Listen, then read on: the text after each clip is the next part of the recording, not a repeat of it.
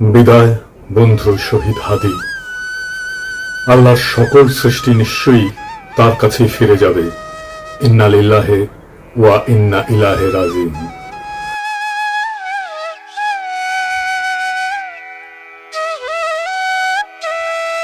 আমাদের এই পৃথিবীর মায়া ছেড়ে চলে গেছে।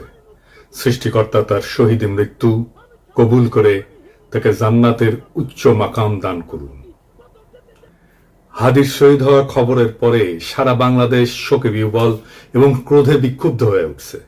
চারিদিকে নানা ঘটনা ঘটছে। প্রথম আলো ডেইলি স্টারে আগুন দিয়ে ভস্মীভূত করে দেওয়া হয়েছে। ছায়ানটে আক্রমণ করা হয়েছে। 32 নম্বর যেটুকু অবশিষ্ট ছিল সেইটুকু মোটামুটি জয় বাংলা করে দেওয়া হয়েছে। বাঙ্গু সুশীল প্রগতিশীলরা একসাথে ঝাঁপে পড়েছে আমার উপরে। আমি নাকি এসব করাইতেছি। একবার এরা কয় পিনাকির ডাকে কেউ আসে না, আবার এরাই কয় আমি মক করিচ্ছি। কি বিচিত্র এই বাঙ্গু সুশীলেরা। অথচ আপনারা জানেন গতকাল পরিস্থিতি শান্ত করার জন্য আমি কি না করেছি।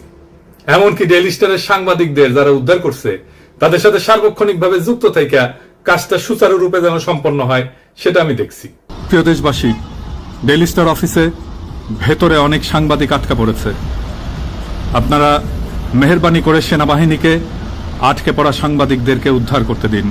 আপনাদের অনুরোধ করছি, মেহেরবানি করে দয়া করে আটকে পড়া সাংবাদিকদেরকে সেনাবাহিনীকে উদ্ধার করতে দিন। হাদির পবিত্র স্মৃতিকে কলঙ্কিত আমরা না করি। সবাইকে আমি শান্ত থাকার আহ্বান জানাচ্ছি। সেনাবাহিনীর যে দল এখানে তাদের উদ্ধার করতে গেছিল তারাই বার্তা পাঠায় জানাইছে তারা উদ্ধার করতে পারতেছে না, আমি যেন সাহায্য করি। যাই হোক, তবে যদি কেউ বলে যে প্রথম আলো ডেইলি স্টারের আর ছায়ানটের বিরুদ্ধে অবিরাম ফাইট দিয়ে গেছি, আমি তাদের জয় বাংলা করার ইচ্ছা পোষণ করেছি, এটা সত্য। এর জন্য যদি আমরা দায় দিতে চাই দিতে পারে, ফেয়ার এনাফ, আমিও দায় নিতে রাজি আছি। তবে সাথে উদিসি আর সিবিবি জয় বাংলা করতে চাইছি, এবার হয় নাই, হবে ইনশাল্লাহ। আমি প্রত্যেকটা ইনস্টিটিউটকে অসংখ্যবার তারা কি কি আকাম করতেছে সেটা দেখাই দিছি। বলছি সংশোধিত হইতে হয় নাই। আমি প্রথম আলোর সামনে জিয়াফত করেছি, দাবি ছিল প্রথম আলো ডেইলি স্টারের সম্পাদকীয় নীতি পরিবর্তন করতে হবে, করে নাই। তাদের শয়তানি চালায় গেছে। কয়েকদিন আগে ডিসেন্ট দেখাইলো কিভাবে জামাত, বিএনপি, হেফাজত আর আওয়ামী লীগের কর্মসূচিতে সহিংসতার ভাষা প্রথম আলোতে আলাদা আলাদা, পুরা ভাষা আলাদা। এক একটা সংগঠনের জন্য এক এক রকম ভাষা। আওয়ামী লীগের জন্য সবচেয়ে সফট, কোনো পরিবর্তন নাই। জিয়াবতে আমাদের পিটায় তাড়ানো হইলেও সে কি উল্লাস ডেইলি স্টার আর প্রথম আলো সাংবাদিকদের। তো এটা বলে মানুষদের মনে থাকে, মনে না থাকলেও আমরা মনে করাই দেব। এখন প্রশ্ন, ছায়ানটে কেন হামলা? ছায়ানট কি গান শিখায়? না, গান না। তারাই বলে মুক্তিযুদ্ধের চেতনা বিনির্মাণ ছায়ানটের লক্ষ্য। এটা তো আওয়ামী বয়ান তৈরির সফট পাওয়ার। এটা তো জনগণ চিনে। হাসিনা পলায় গেছে, এরা তো আগে সেই কাজ করে যাচ্ছে। 2024-এ 5ই আগস্টের পর ফ্যাসিবাদের বিরুদ্ধে কোন কাজ করেছে এরা? করা লাগলো নি, করে নাই। 2025-এ পয়লা বৈশাখে তারা বলে বাঙালি জাগবেই, সবাই মিলে সুন্দর দিন কাটানোর সময় ফিরবেই, মানে এখন নাই, সার্থক হবেই মানুষ, দেশ, এই পৃথিবীকে ভালোবেসে চলবার মন্ত্র। মানে সময়টা চলে গেছে, আবার আপাচট করে ফিরে আসবে। এখন সবাই মিলে সুন্দর করে দিন কাটাইতেছি না, এই কান্নাকাটি ওদের থাকবে। এই গান তো করতে আসে নাই, রাজনীতি করতে আসছে। মাইক খাবে না? আমাদের হাদিও একটা কালচারাল ফ্রন্ট করেছিল, ইনকিলাব মঞ্চ, ওরা তো মাইরাই ফেললো আওয়ামী লীগের লোক। তার পাল্টা তো আপনাদেরটা ভাঙচুর হইতেই পারে, মাইনা নেন। আওয়ামী লীগ তো এতদিন একটা ভাব নিছে কি, গিলে করা পাঞ্জাবি পরবে, একটা পাশে চটি ব্যাগ থাকবে, সিথি করে চুল আঁচড়াবে, হ্যাঁ, এরপরে একটু একটু রবীন্দ্রনাথ করবে, শান্তিনিকেতনী ভাষায় বলবে, অশুদ্ধ অশ্লীল একদমই বলা যাবে না। এই করে করে করে করে আসাদুজ্জামান নূর শুধু গণহত্যাই করবে না, তার গাড়ি বহরে যারা হামলা করছে তাদেরকে গুম করছে, খুন করছে। এই যে ছায়ানটি, এই যে উদিচি, এই পুরো গ্রুপটা, তাদের প্রোডাক্ট করা। এই যে হুমায়ুন আহমেদের সাহেবের যে নাটক করতো আমির খসরু, কি জানি খসরু, ভুলে গেছি, স্বাধীন খসরু, ভাবেন 54 বছর বয়স এই স্টুপিডটার। মানে আওয়ামী লীগ যে কত বড় স্টুপিড হইতে পারে, ওদের সব গেছে। মানে ওরা এই দুনিয়ার সমস্ত নারী অধিকারের তো টেন্ডার নিয়ে আসছে, নারী অধিকার নিয়ে কথা বলবে ওরা, সংস্কৃতি কর্মী। এই যে একজন মহিলা উপদেষ্টা, তার ছবিটা পিছনে রাইখা যেই ভাষায় যা বলতেছে, এইটা তো ছাপরি বললেও হয় না, এটা দুনিয়া কোথাও নাই, এটা কোনো ক্লাসই নাই। মূলত আওয়ামী লীগ এই ক্লাসেই বিলং করে। তো আওয়ামী লীগ যে এই ক্লাসে বিলং করে এইটা যাতে ধরা না পড়ে, এই জন্য তারা এইরকম গিলে করা পাঞ্জাবি, অনেক বুদ্ধিজীবী তাত্ত্বিক, এই যে তাদেরকে দিয়ে দিয়ে দিয়ে দিয়ে প্রচুর ভেগ কথাবার্তা বলাইতো। আপনি অর্ধেক বুঝবেন না, আলো আধারি ভাষা, চর্যাপদের মতো, মানে বিরাট একটা তাত্ত্বিক ব্যাপার। এই বলে বলে তারা বাঙালি জাতীয়তাবাদের নামে বাংলাদেশকে টুঙ্গিপাড়ার কলোনি বানাইছিল। আমাদেরকে এখন যেটা করতে হবে, সেই কলকাতা এবং টুঙ্গিপাড়ার কলোনিয়ালিজম ভেঙে ঢাকার বাংলাদেশ গড়ে তুলতে হবে। আর বাংলা মানে আর এখন আর কলকাতা না, বাংলা মানেই বাংলাদেশ। এই স্বাধীন পরিচয়ের জন্য আমাদের দীর্ঘ প্রস্তুতি নিতে হবে, মনস্তাত্ত্বিক লড়াই, সাংস্কৃতিক লড়াইয়ের জন্য। আমি আশা করছি যে আপনারা সবাই যে যার পরিসরে, জুলাই শুধু বাঁচিয়ে রাখলে হবে না, জুলাইকে মাথা উঁচু করে বাঁচিয়ে রাখতে হবে। তাহলেই বাংলাদেশের স্বাধীনতা, সার্বভৌমত্ব বাঁচবে, বাংলাদেশ বাঁচবে। তাহাদিরা আসলে মারছে কে? হাদির হত্যাকাণ্ডের পিছনে ডিজিএফআই আছে, এটা আমার শক্ত অনুমান। প্রত্যেকটা জায়গায় ডিজিএফআই এর সিগনেচার বর্তমান। কেন কইছি? কারণ ওয়াকারের পথ বালক আর ডিজিএফআই হাদির ঘটনা নিয়ে একদম প্রথম থেকে উদ্দেশ্যমূলকভাবে মিথ্যাচার করতেছে। কিভাবে? একদম দেখাই দিই চোখে আঙুল দিয়া। ঘটনা ঘটে শুক্রবার 12 ডিসেম্বর দুপুরের দিকে। ঘটনা ঘটার সাথে সাথে এই ওয়াকারের পথ বালক আসল অপরাধীকে আড়াল করার জন্য কইল কি, ভারত থেকে এসে নাকি 80 জন শুটার বানোয়াট গল্প প্রচার করলো। কিন্তু ডিসেন্টের অনুসন্ধানে আসল অপরাধী বের হয়ে আসলো, আদাবরের লীগের সন্ত্রাসী যে জেলে ছিল, তার জামিন করেছে বিএনপির নেতা। তারপরে কি হলো? ঘটনার ঠিক পরের দিন সে অপরাধীর অবস্থান সম্পর্কে ভুয়া ডাহা মিথ্যা তথ্য ছড়ায় যে অপরাধীরা 12 ডিসেম্বর শুক্রবার সন্ধ্যায় ভারতের গুয়াহাটি পৌঁছে গেছে। অথচ আবার সে নাকি এটা আবার হোয়াটসঅ্যাপে ইন্টারসেপ্ট করে পাইছে। চিন্তা করেন। অথচ অপরাধ ঘটে দুপুরের দিকে ঢাকা থেকে রওনা দিয়ে সন্ধ্যায় আসামের গুয়াহাটি পৌঁছানো সড়ক পথে অসম্ভব একটা ঘটনা।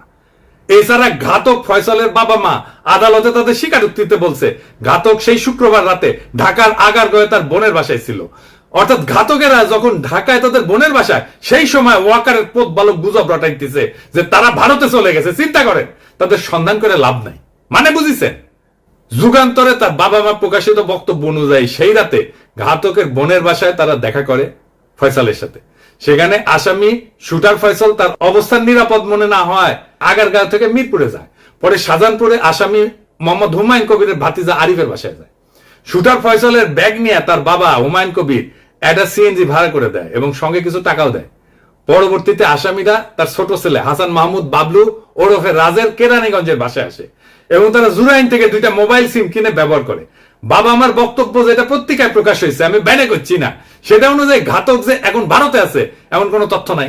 ওয়াকারের পথ বালক প্রথম থেকে অপরাধীদের খোঁজাকে ভুল পথে নিয়ে যাওয়ার চেষ্টা করেছে না এবং নিরুৎসাহিত করেছে না যে চলেই গেছে, তো এখন আর খুঁজে লাভ কি? ওয়াকারের পথ বালক অপরাধীদের একটা ভুয়া সেলফি শেয়ার করে বলে গোয়েন্দারা নাকি তার ফোন ইন্টারসেপ্ট করে পাইছে।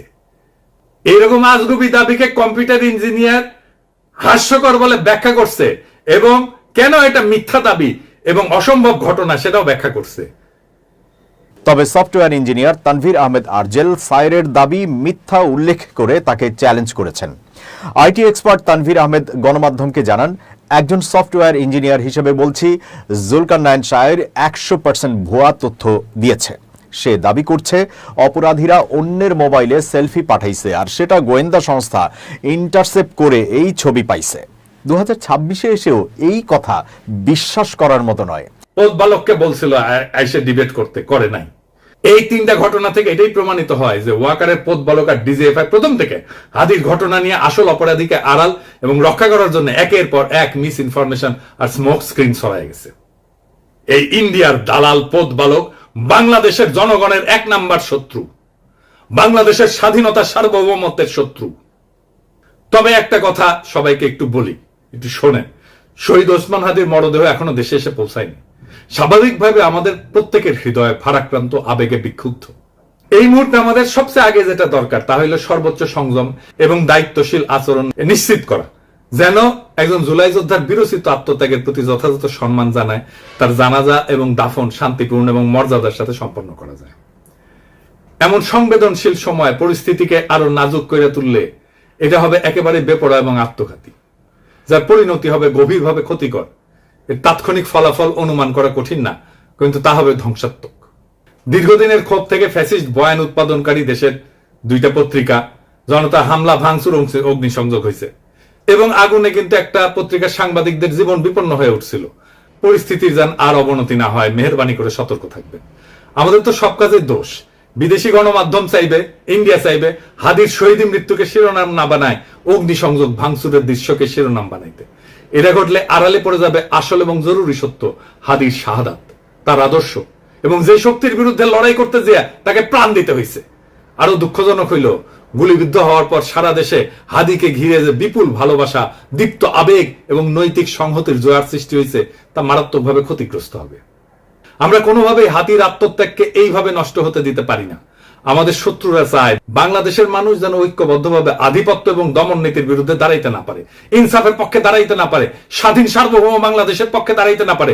জুলাই যেন কলঙ্কিত হয়, মানুষ যেন ক্লান্ত এবং বিভ্রান্ত হয়ে আবার তাদেরকেই স্বাগত জানাইতে শুরু করে যারা পতিত শক্তির পুনর্বাসনে সহায়তা করবে এবং পুরনো মডেলের কবজায় দেশকে আটকায় রাখবে।